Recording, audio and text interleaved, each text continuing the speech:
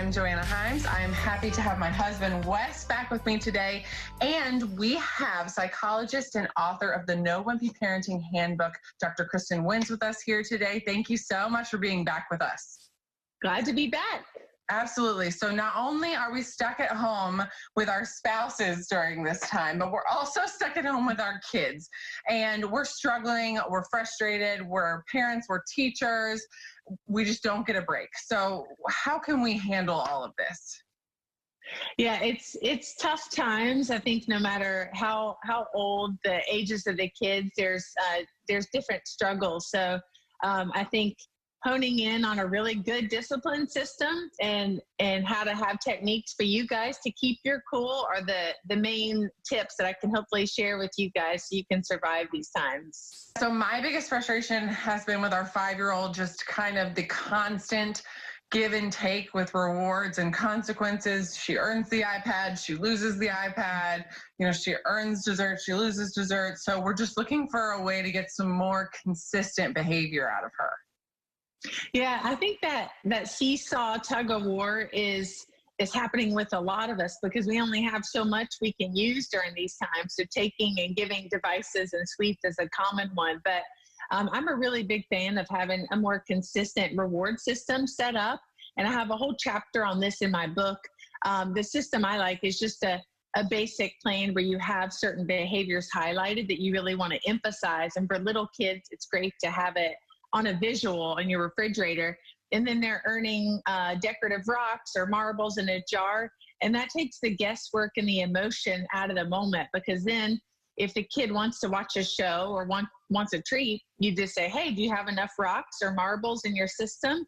And if they do, great, they get it. If they don't, they don't. So having a system that's more consistent that you can use throughout the day really helps a lot with that tug of war and back and forth. I know a lot of parents struggle with this endless cycle of giving commands and warnings and threats, and it never goes anywhere.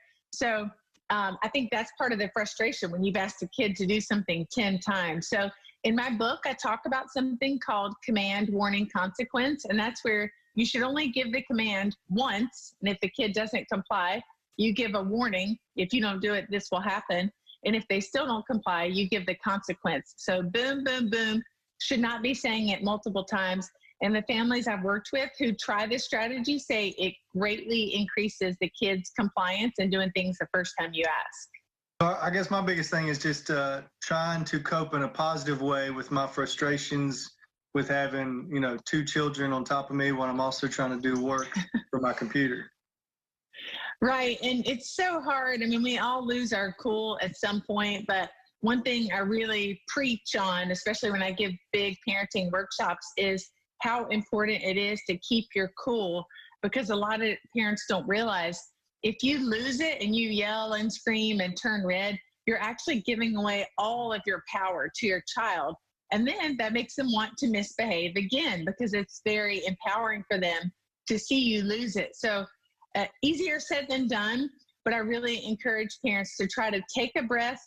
I always say, imagine you've got an icy shield around you and all their misbehaviors just pinging off of it, and you're inside staying calm and cool. You can still be firm. You can say, hey, that's not appropriate. You need to give me space, or this is going to happen. So you can be firm, but really just try to avoid losing your temper, because then you keep all that power within yourself.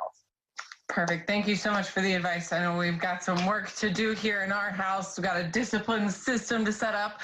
But of course, if people want more information, they should check out your book, the No Wimpy Parenting Handbook, of course, available on Kindle. Or you guys can check out this segment on mycarolina.tv.